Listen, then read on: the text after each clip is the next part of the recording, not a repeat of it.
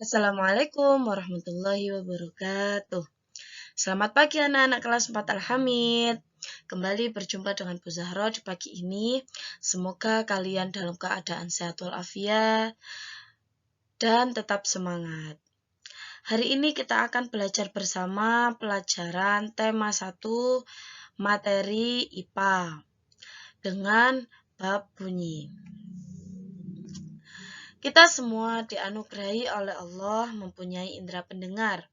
Melalui indera ini, kita bisa mendengar bunyi-bunyian dan menikmatinya. Lantas, apa sih bunyi itu?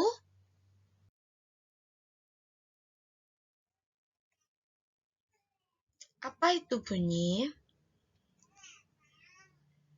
Bunyi adalah segala sesuatu yang berasal dari benda yang bergetar. Getaran dari suatu benda akan mengakibatkan udara di sekitarnya bergetar. Getaran tersebut menimbulkan gelombang bunyi di udara. Nah, jika kita berbicara seperti ini, itu sudah termasuk mengeluarkan bunyi. Suara musik, bunyi klakson, dan lain sebagainya juga merupakan bunyi. Lalu, dari mana sumber bunyi tersebut?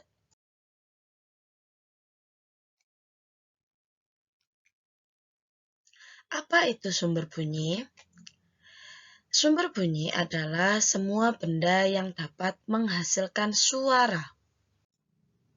Kita, para manusia, menghasilkan bunyi karena mempunyai pita suara. Ketika kita bercakap-cakap, pita suara yang ada di dalam tenggorokan kita itu bergetar. Nah, itu merupakan contoh sumber bunyi.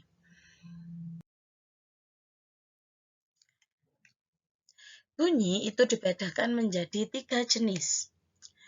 Yang pertama, yaitu infrasonik. Artinya, bunyi itu sangat lemah.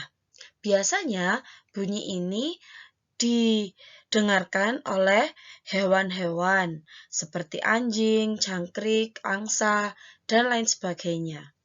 Yang kedua yaitu audiosonik, yaitu jenis bunyi yang dapat kita dengar. Yang ketiga yaitu ultrasonik, yaitu bunyi yang sangat kuat di atas audiosonik. Biasanya yang bisa menangkap bunyi ini itu seperti burung, lumba-lumba, kelelawar, atau hewan yang lainnya. Nah, bagaimana kemudian bunyi itu bisa merambat?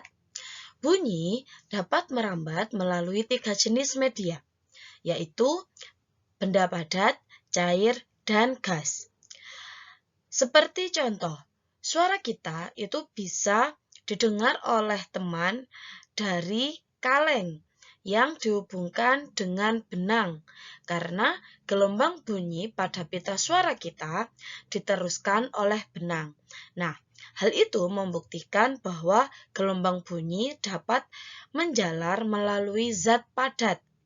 Namun, bunyi tidak dapat merambat di ruang hampa karena tidak memiliki media yang dapat merambatkan bunyi.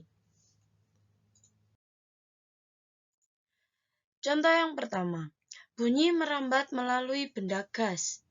Suara merambat melalui udara, dan udara itu termasuk benda gas.